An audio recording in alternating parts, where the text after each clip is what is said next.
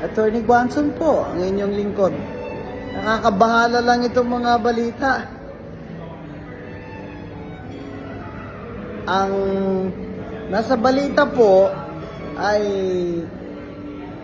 nag-file na o magfa-file ng murder complaint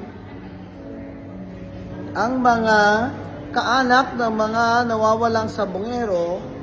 Magfa-file po sila ng complaint for murder sa kay Mr. Charlie Atong Ang at ang kanyang mga kasamahan ng mga investors. Ibig sabihin po niyan ay pati po si Miss Gretchen Barreto ay kasama dyan at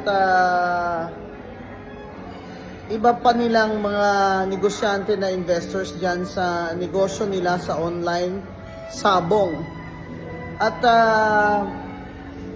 ang kanilang witness ay si Don Patidongan. Nakita ko naman po sa pahayag ni spokesperson Colonel Fajardo na yung kapatid ni Don Patidongan ay talaga pong pinahuli sa Cambodia dahil siya ay convicted. I think the case is for robbery. So, hindi po tama na ang sinasabi ni Don Patidongan na talaga pong pinauwi yan or umuwi yan para tumistigo. Well, whatever is the case, ang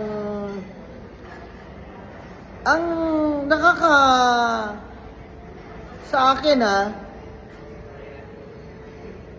natawag yung pansin ko dun sa pahayag ni Secretary Remulla na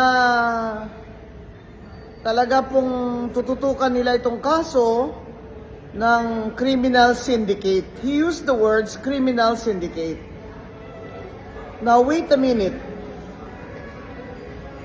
Hindi pa nga ho ninyo na preliminary investigation? Wala pa ngang, hindi ko alam kung na-receive na yung complaint na yan ng mga respondents na si Mr. Atong Ang at yung iba pa. Naglabas na ng salita ang ating Secretary of Justice na criminal syndicate sila. That's really unfair and unjust. The Secretary of Justice should be above politics. He should be fair and must observe due process and fairness at all times. Kasi po, siya talaga yung maglalagda ng final dyan sa resolusyon ng mga piskal. Kaya nakakatakot po kung ganito lagi ang maririnig natin sa ating Secretary of Justice ay mga pahayag na parang hindi pa nga po nakasimula ang kaso ay guilty na itong mga respondents na ito. Nangyari na rin ito noon, I think sa kay Tevez na case. Pero ito, tingnan nyo namang mabuti. Aralin ho ninyong mabuti bago po kayo maghusga. Kasi po, Department of Justice kayo. Kayo dapat ang nasasandalan ng tao para makamit nila ang hustisya. Hindi lamang yung pagpa-find guilty ng kung sino dyan isasakdal nyo, o hindi.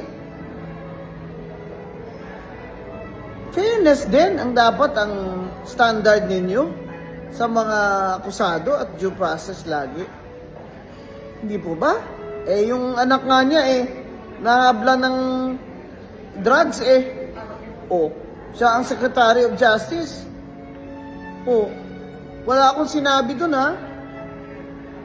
Hindi ako nag-comment dun. Kasi syempre masakit din yun kay Secretary of Justice, si Secretary Remulla. Anak niya yun di ba? Pero ang mga tao nag-expect din po doon ng fairness niya, impartiality niya. Dito po, sa kasong murder na isasampa nila o sinampa nila kay Mr. Charlie Atong Ang at mga kasama niyang investors,